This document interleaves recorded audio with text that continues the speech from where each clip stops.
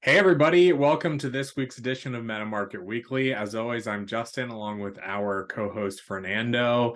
We're super happy to be here today. The world keeps spinning and lots of interesting things going on that we're going to talk about today. We hope everyone is doing really well. And yeah, let's just dive right into it. Fernando, how are you today? Hey Justin, I'm doing great. And yeah, like you said, the world keeps spinning.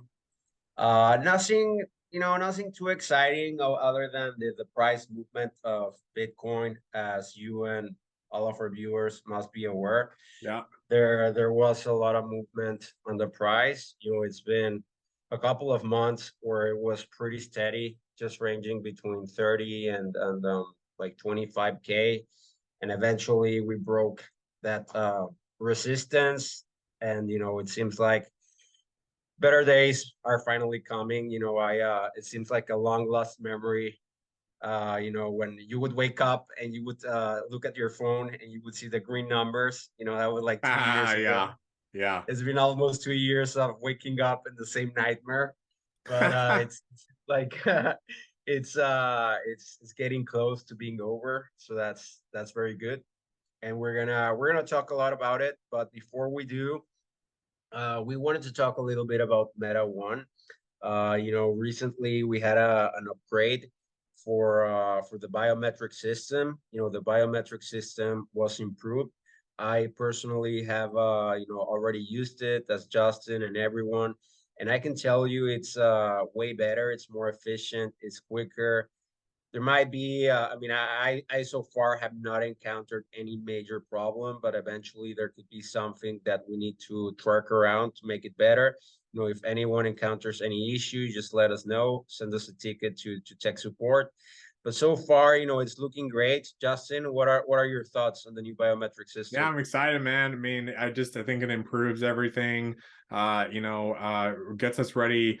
Okay, it's another checkbox towards mass adoption.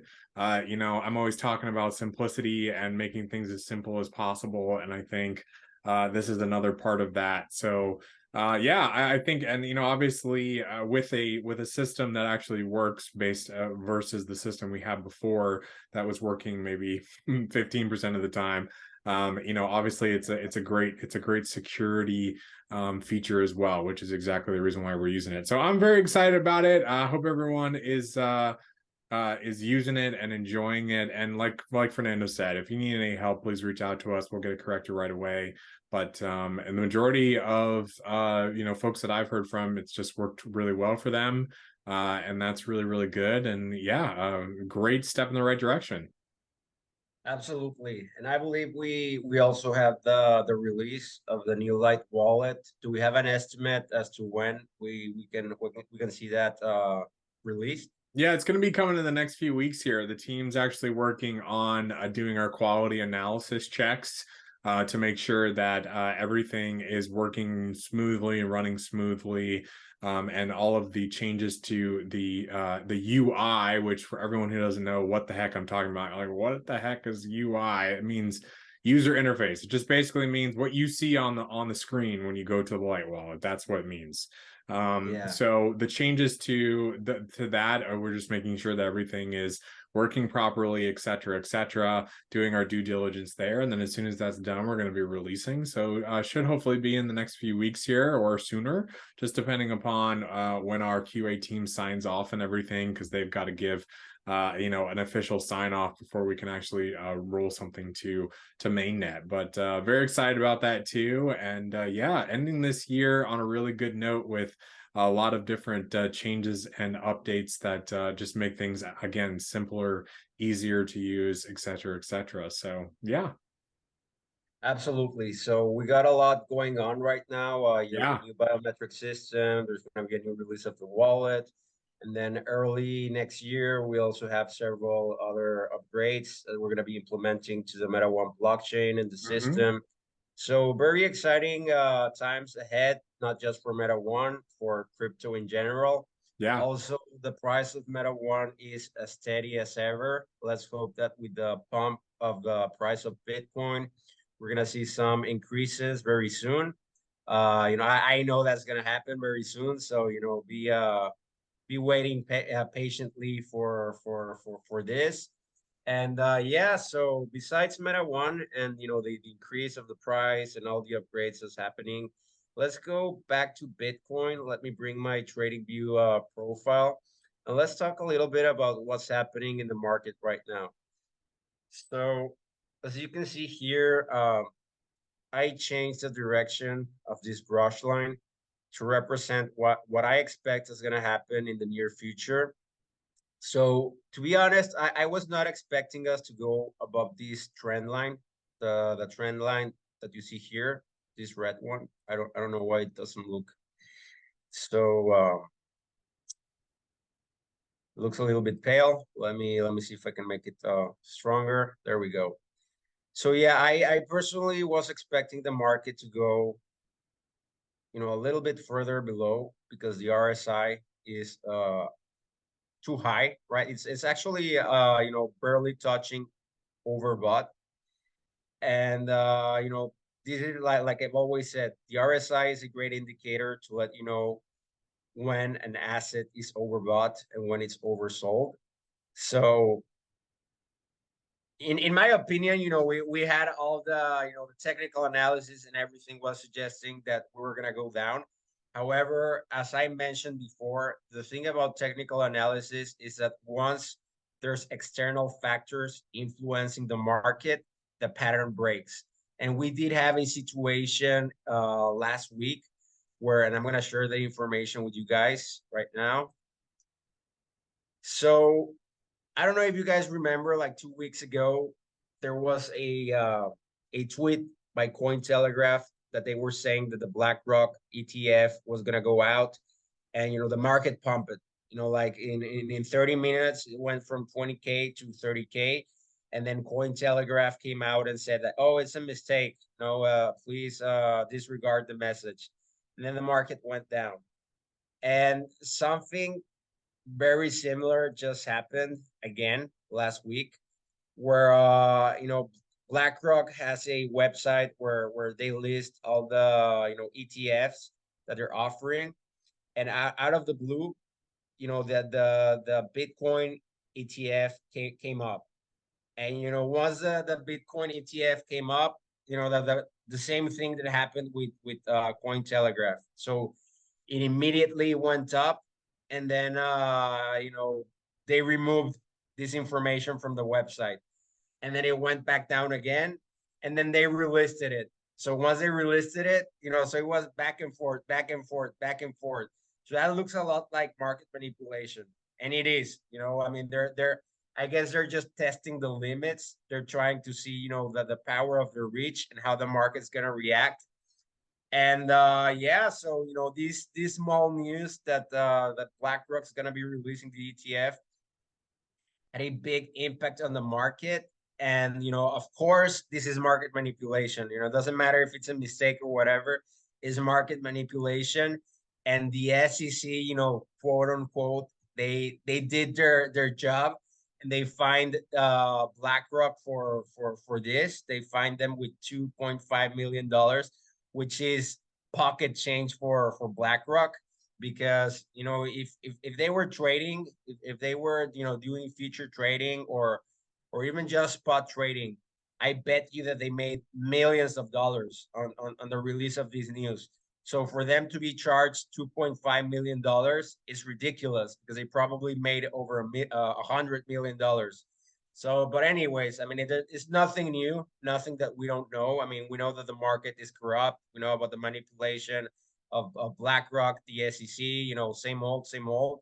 It's just, in my opinion, it's ridiculous that after all this clear and obvious, evident manipulation, the SEC just finds them like $2.5 million. But anyways, it is what it is. And yeah, so what do I expect to happen in the market next from here? So as I was saying, the RSI is already very high. And if we take a look at previous cycles, before the bull market, there was a nice bull rally that got the RSI all the way to this level, 29 points, and then it retraced. So I am expecting something similar to that to happen. Maybe we could see the RSI go all the way to this level, 78, 80. I don't know. We'll see how the market reacts. And that would, of course, take the price of Bitcoin to this resistance level, which is between 47 and 42K. After that, guaranteed there's going to be a pullback. There's, the road to the top of the market is never in a straight line. There's always pullbacks, and it's always been like that. It's not gonna be any different to previous cycles. I actually have a picture here showing how it was for one of the previous cycles. So every time there's a pull up, there is a pull back, usually between 38 and 30%. One of the previous cycles, we had 1, 2, 3, 4, 5, 6 pullbacks before we reached an all-time high. So nothing different. It's gonna be the same. From early this year and 2022, we can see that we've had 1, 2, 3 pullbacks, and like I said, it's not gonna be any different this time. Probably, I don't know what's gonna happen. I mean, I don't know if the ETF is gonna be really released this time, next week or next month. I don't know when it's gonna happen, but it's gonna happen. And as we've seen previously from the release of this news, uh, it does have a great impact in the market. A small news that was not even real made the price of Bitcoin to go up like $4,000, and then not even an official listing of the Bitcoin ETF made the price of Bitcoin go up again for like $4,000 or $5,000. So imagine when it's a real deal. Imagine when it's the real ETF for Bitcoin that's being released by Blackrock, and it's not just going to be Blackrock. It's going to be Valkyrie, Fidelity, Vanguard, all the big names, all the big players. They're going to be releasing ETFs. So once this happens, we can expect to see a major, bullish trend. We're going to see the price of Bitcoin to go up. Then, usually if we take a look at previous cycles, before the halving, there's always a major pullback. And, we can see this is a halving from 2020. There was a major pullback. And then, this looks very small because the price of Bitcoin was very different back then. But, before the previous halving of the previous cycle, there was also another pullback. So definitely, I don't think it's going to be any different this time. I think that, the price of Bitcoin, once the ETF is released, is going to go up. This is a major resistance area. We have a lot of a space to go up. And then, of course, what I expect, according to previous data, what it indicates is that there's going to be a good pullback. Maybe we'll see Bitcoin back at 30K, 25K, who knows? And after that, after the halving, always after the halving, we have the start of the bull market. So I'm very happy and excited to see this happen. We can expect to see the halving occurring in April of 2024. So we're only like 5 or 6 months away. So very, very exciting times ahead. Justin, I don't know if you have any comments on the analysis. Yeah, I mean, obviously, I mean, I think you're right on in terms of the way that the market's going to go. Obviously, we have these outside factors, these news factors that are going to drive, an increase in price. And so, like I've kind of said before, which is always my perspective, is it really depends on what kind of person you are. If you don't really care about the blockchain technology, you don't really care about what the government does, you don't really care about kind of the the, at least in my heart and mind, what blockchain is all about, which is eradicating corruption, etc., etc. If you don't, just you're kind of just a trader and you're looking to make money, then this is a really good time for you. And obviously, you're gonna do really well. Especially if you follow what Fernando is saying. But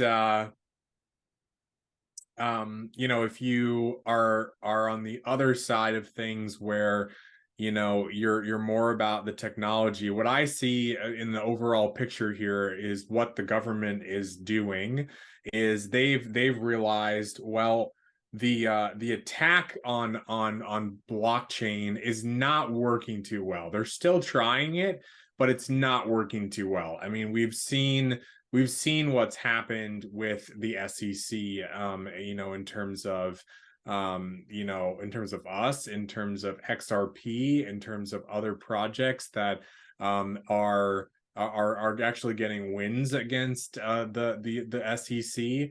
And the SEC is looking worse and worse every single day. I mean, we all know that they're corrupt, but they just look more corrupt every day.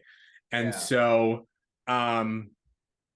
we we have a situation where, since they are having a difficult time kind of pacifying the industry, or the global community, or at least the community in the United States, I would say, even though the SEC has way bigger reach outside the US too. I mean, I know this for a fact because we I talk to other projects and other groups that are in places like Estonia, et cetera, and they've literally told me that whatever the Estonian version of the SEC does, it is basically based off of what the US SEC does. Of So course. there's a huge influence there. But what I'm trying to get to is, basically what this looks like to me, and I think is very plain, is that they are trying to take over the industry. They're trying to take over the market so that they can manipulate it. And it's exactly what you said. I think that last week, and then a couple of weeks ago when we had the whole coin market cap thing happen,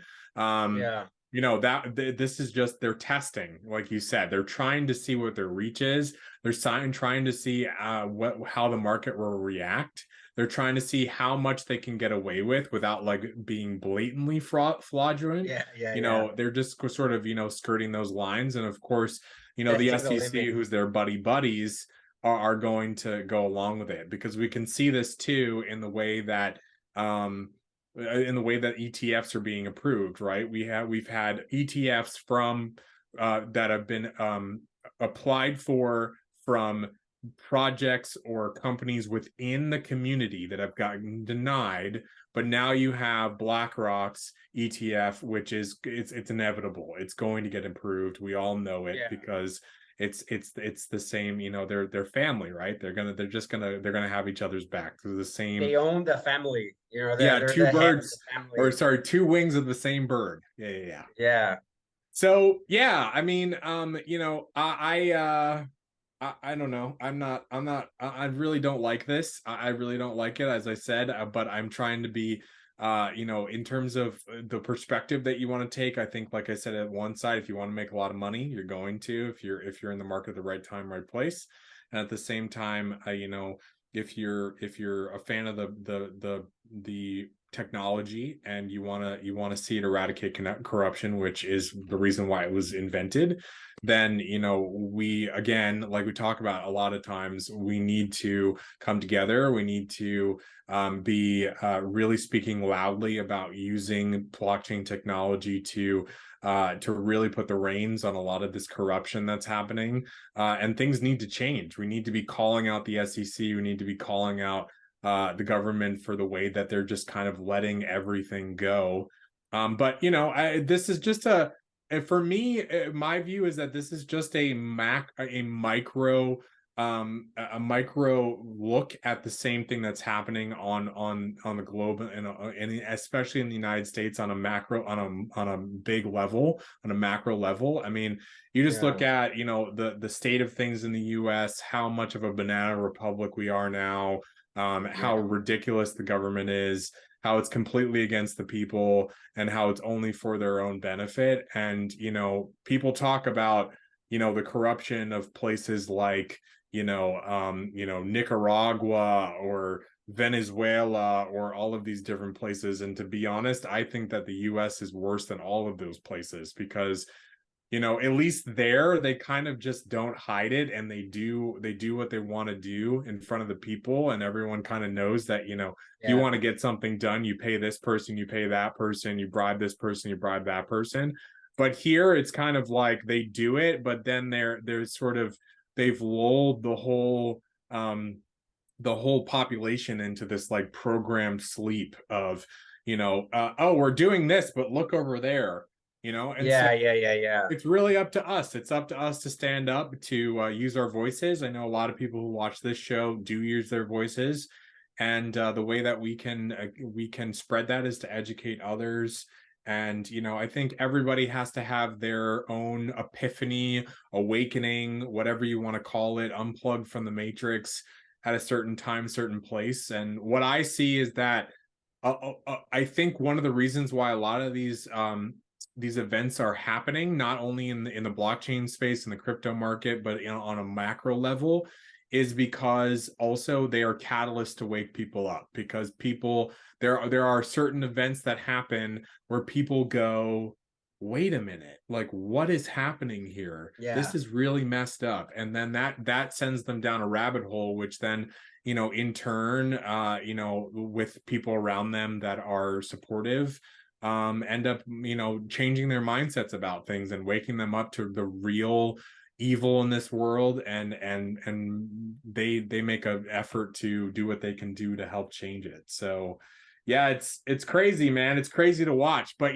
what's insane to me, what's funny to me is that like I just see this stuff plain as day. I'm sure you do too.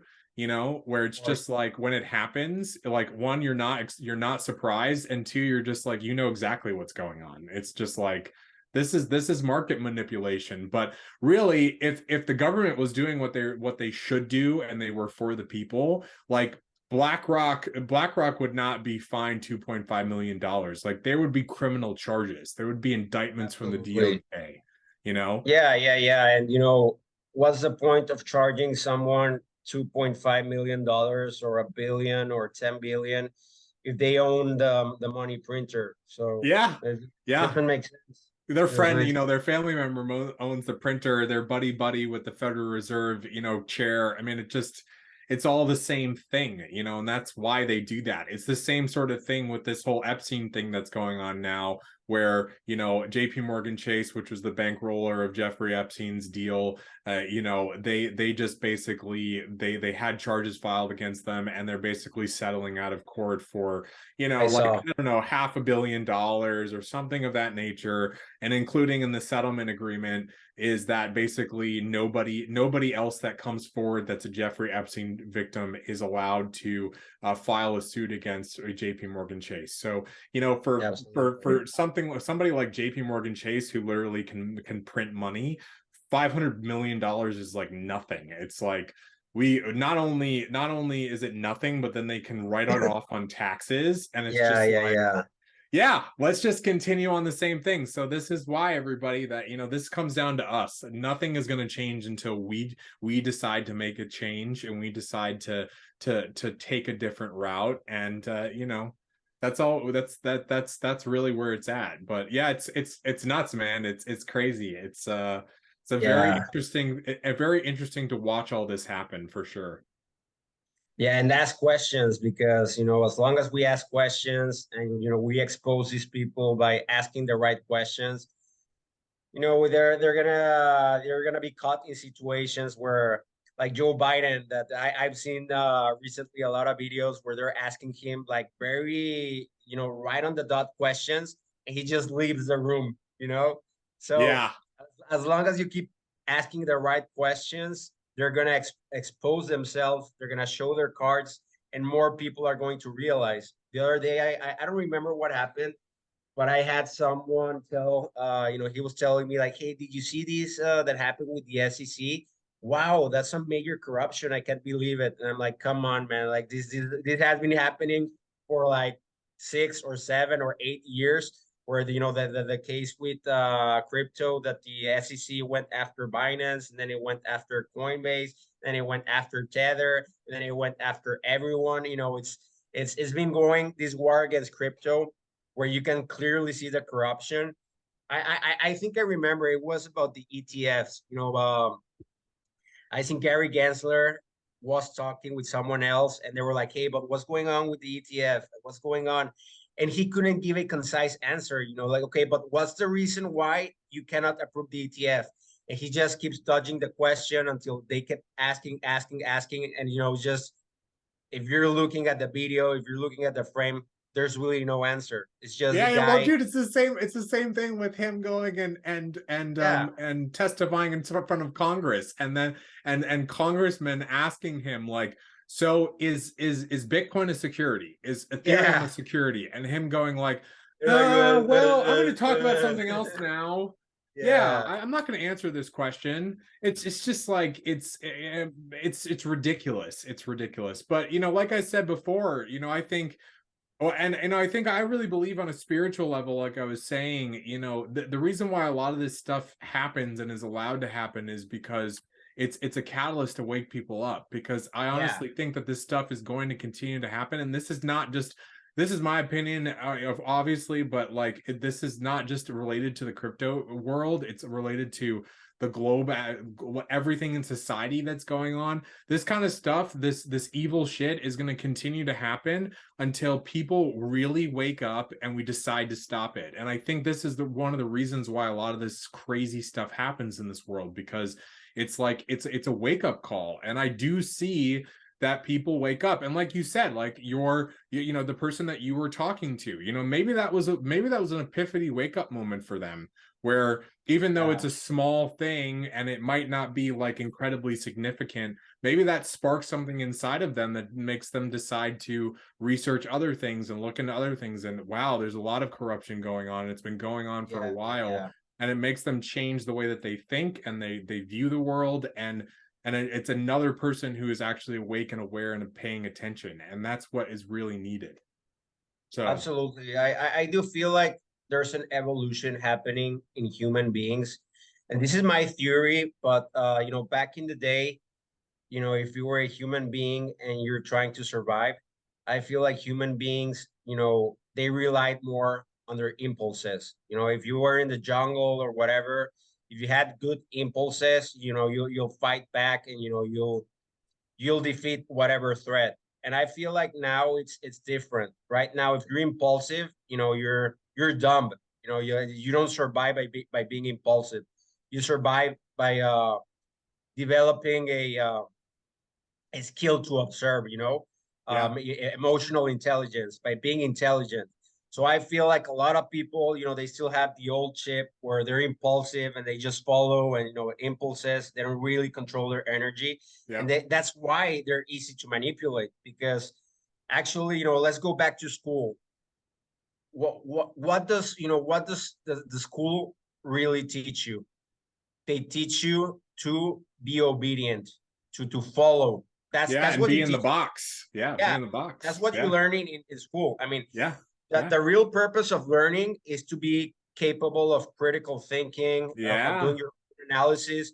But when you go to school, they don't teach you about critical thinking. They don't teach you about the economy. They don't teach you about analysis. They teach you how to money. follow. How, Yeah, so, yeah, so that's a purpose of school. So that yeah, that that that's the same system is teaching you how to be dumb and just follow, and that's yeah, part of their plan. But yeah, like you said, I feel like there's a human evolution happening right now, where people are not just impulsive, where they don't just follow blindly. Where people are learning how to be more observant. They're trying to learn how to be more in control of their emotions. They're trying to be more perceptive, and all this is going to impulse that change, because people are tired. Even if you're not observant enough to understand what's going on. I'm sorry. That the whole fact that they cannot pay for their rent, they cannot pay for their meals, they cannot pay for the college for their children, is gonna make them angry, and it's gonna make them wake up that there's something wrong going on, and that it needs to change. Because let's face it is very different today than what it was with our parents. I know back in the day, yeah, I don't know, like 1950s, 1940s. You could be a shoemaker and you could buy a house. You have two children. You could have a car. You can send your, go on a vacation. You can pay for college. Right now, it's impossible. Not even if let's forget you're a shoemaker. Maybe you're, I don't know, like you have your own company, you have a store or whatever. You can barely afford rent, and forget about having children because it's gonna be too expensive. And that's how 90% of the world is living right now, not just in the US. No, Yeah. the US is just catching up to the problem of the third world. But here in the third world, it's so bad. Someone earning, the minimum wage is like, I don't know, $400 a month, and rent is $400. So how are you gonna pay for food? You can only pay rent. So how are you gonna pay for food? How are you gonna pay for electricity? How are you gonna pay for gas? How are you gonna pay for clothes? Or if you ever get sick, it's impossible. So what people are doing now is they're getting roommates, or they're going to live back with their parents. And I'm talking about, at least here in Mexico, 90% of the people live that way. I mean, 90%. That's a super high uh, number. So it's not just in the US, it's everywhere. And as long as we keep just forgetting about it and listening to Justin Bieber and going to party, as long as our attention is away from the fact that it's a serious problem, there's a serious problem right now, it's never gonna change. Yeah, I agree with you 100%. 100%. And Yeah. it's crazy. It's Yep. crazy. But anyways, we get too carried on. Back to the market. I just wanted to mention that the price of Bitcoin. Well, these articles from October the 7th. Of course, the price of Bitcoin just went up a lot. But a couple of weeks ago, this article was released, and so far, year till date, and the date was the 7th of October. Bitcoin is the largest appreciating asset with 63.3%. Of course, right now it should be somewhere around 100%. And it's surpassing every other asset, bonds, technology stocks, gold, ETFs, anything. So back to what you were saying, if you're looking to make money, if it's not just about the technology, or if it's about the technology and the money, Bitcoin right now is a place to be. Of course, this is just starting. It hasn't even started. Once the ETFs are approved, once we see the institutional money jump into the market, is gonna be the biggest bull run ever. I don't think there's ever been, a market cycle where there's going to be so much money. I feel like the total market cap of the whole cryptocurrency market could go to $5 or $6 trillion. That would put Mm. the price of Bitcoin around $200,000, $250,000. We'll see. We'll see how it goes. But what I can definitely guarantee you is there's gonna be a lot of money getting into the market, and it's not an if question. It's a when question, and the when is so close. One Mm. day you're just gonna wake up and you're gonna look at your portfolio and you're gonna see, just green numbers. It's gonna be awesome. So we're very close to that from happening, and yeah, we'll see how it goes. But anyways, in other news, please be sure that you're careful with everything you're doing, because there's a lot of scammers out there that they're creating clone websites, and they're sending phishing emails to their customers. So, one wrong decision that you take could get your hard-earned Bitcoin and crypto to be lost forever. I'm gonna Mm. show you a quick example of a friend of mine sent me this. He was receiving an email from Bitrex, and it's your funds, your accounts, that there's gonna be something, blah blah blah. That this says that they want I don't know, I think they were asking for $1,000. I don't really understand. And he was asking me, like, what's up with this?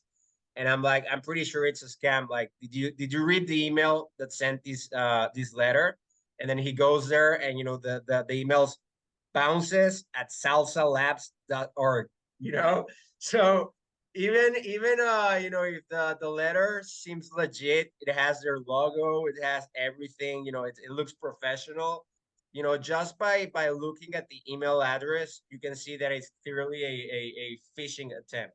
Yeah. So always be careful, not just with emails. I've seen that, for example, you can do something like, I don't know, Binance uh .com, and instead of .com, they put a zero here and the letter M. So I mean, I don't know. I'm just throwing it out as an example. I mean, of course, I'm looking at the zero right now, and it looks nothing like an O. But you know, if you're distracted, you know, if you're, I don't know, doing lunch for your kids, and then you just see the link and you click it right away, you might be taken to a website that looks just like the original website. You know, it could be for Meta One, it could be for Binance, it could be for Bitrex, it could be for anything that you like. And just by not being careful, they can steal all your hard-earned bitcoins, cryptos, money, whatever. Yeah. So just a reminder to be very careful. And yeah, Justin, I don't know. I remember that you wanted to share some other articles. Well, I just wanted to follow up on a comment that I made last time. We were talking about crypto, and in terms of it being used for illegal purposes. You know, now that there's been some claims made by those within the United States that Hamas is using crypto to finance some of their activities. And so, I just wanted to, I was saying I couldn't remember exactly where I read the article, but I was saying about how I read an article a few years ago how the DEA did an interview with one of their top uh, agents a couple of years ago, and was saying that the amount of cryptocurrency that they see used for terrorist or illegal activity is like almost minimal, nothing. And so I came across this article, which we'll link in the description.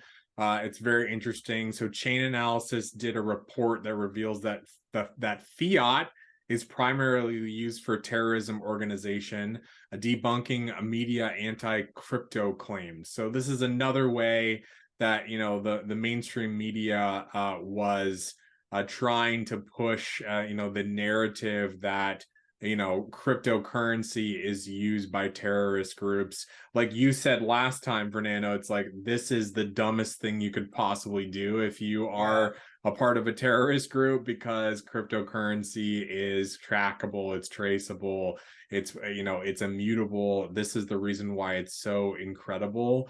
This was a really interesting read. They link the entire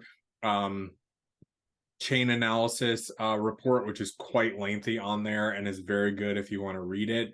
And it's just very interesting because basically this is, again, we're talking about the government, as war on blockchain. It's here again.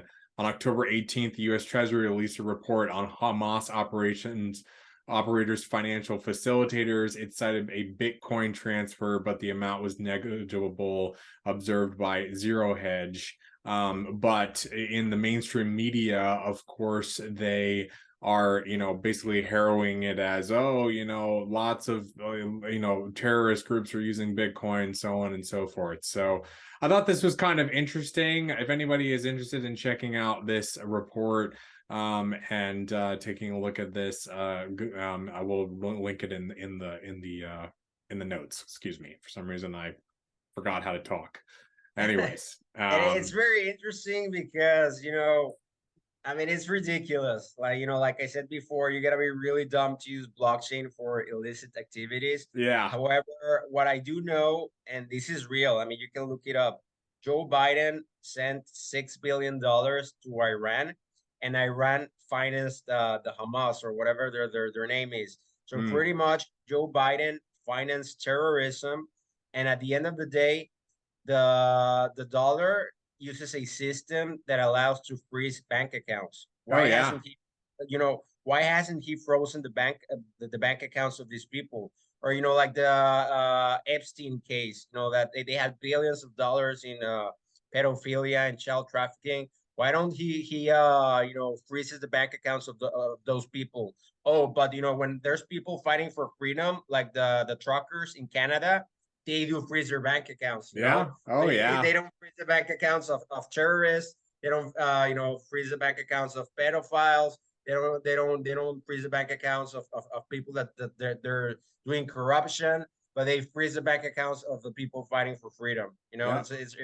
I think even Kanye West got his bank accounts frozen, but they cannot freeze the bank accounts of terrorists. I mean, Yeah. it's ridiculous. Yeah. Oh, yeah. It's absolutely ridiculous, man. So, yeah, crazy, crazy, crazy. Anyway, yeah, that was then there was one other thing that I wanted to share, just to follow up on a news story that we were discussing the other day. Sorry, I stopped sharing my screen. Let me reshare. So we talked about this. I believe this was about 6 months ago or more. It might have been actually even or longer than that, but basically, I don't know if everyone, just a refresher for everybody.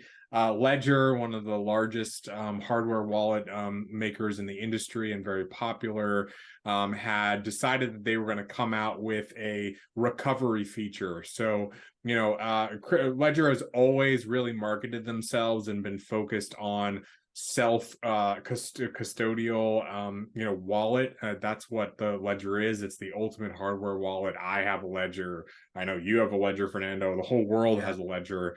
And so there's a lot of diehard self-custodial people that are obviously that run these wallets, including myself, and they decided that they were going to basically offer a recovery option, which was a software update that, not going to get into technical details, but the bottom line is that it allowed them to basically recover the wallet's private keys, which means they had access technically to the wallet's private keys, which obviously was completely outside of what they were focused on and talking about and marketing all these years. So there was a huge uproar about it. They put it on pause and they said they weren't going to do it anymore, and now they've decided to come out and made the recovery software official. This is very disappointing to me. I thought that they weren't going to do this, but now they have, and it's a bummer. But it's this in a way, it's not surprising, like we kind of talked about on the on that podcast. I remember, Fernando, they could have just done something where they created a second version of the Ledger that had recover feature, so everybody who wanted to have the choice could have had the choice. But forcing everybody to have this is really quite a bummer, and I think I'll be looking for a new hard wallet. I don't get it. Are they forcing you to use this now, or are they giving you the option? I believe that they are. It says option, so potentially, I guess it's. I don't know specifically. I'm not sure it says in this article exactly if it's required or not, but it does say option. I hope so, because if it's required, I'm gonna get my funds out of there as soon as possible, because I do have a Yeah. ledger and I do keep them there. Yeah. Yeah, We'll see it's how it goes. kind of crazy, but I just wanted to bring this up. Interesting, interesting, interesting. Anyways, yeah, I think that was kind of all I had. You have any words, any final words before we wrap up? Just that the Bitcoin ETFs are right away. They're around the block. They're gonna happen anytime soon. And when they do happen, the price of Bitcoin is gonna moon like from one day to another. So just be patient, just keep accumulating Bitcoin, Meta One, all your favorite cryptos. And yeah, we're very close for the arrival of the bull market. So just be patient and keep dollar cost averaging, and you'll make it. Yeah. Yeah, absolutely. And if you want to be a part, if you aren't already, and you want to be a part of a community that is anti-corruption and for the people, and you know, honestly, I think the best crypto out there. I'm a little biased, but you know, an asset-backed crypto, check out Meta One. And we appreciate all of our members and everyone who tunes in and talk and listens to us every single week. I got some great feedback from a couple of people who listen to us that say that they like to wake up on Saturday morning and drink their coffee and watch our show on their big screen TV. And you know, I just appreciate I appreciate the feedback. We appreciate the feedback. And yeah, let us know in the comments if there's anything you'd like us to talk about, anyone you'd like us to have on the show. And we just appreciate everybody and their continued support. And if you want to support the show, best way to do that is to first subscribe to the channel, share this show with friends if you and family if you thought it was interesting, you got something out of it, and drop us a comment. So yeah, everybody, hope everyone has an awesome weekend, and we'll see you next time. Take care. Take care. Bye.